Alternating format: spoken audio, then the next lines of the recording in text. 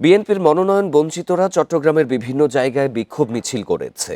এসব বিক্ষোভ থেকে সাধারণ মানুষের সাথে সম্পর্ক আছে এমন নেতাকে মনোনয়ন দেওয়ার জন্য বিএনপির হাইকমান্ডকে আহ্বান জানানো হয়। সকালে চট্টগ্রামের হাটহাজারী ফতেয়াবাদ এলাকা থেকে বিশাল বিক্ষোভ মিছিল বের হয় বিএনপি নেতা এস.এম. ফজলুল হকের নেতৃত্বে। মিছিলটি হাটহাজারী বাসস্ট্যান্ডে গিয়ে শেষ হয়। বিক্ষোভ থেকে চট্টগ্রাম ৫ আসনের বিএনপির মনোনয়নে ত্যাগী নেতা এস.এম. ফজলুল হককে দেওয়ার আহ্বান জানানো হয়।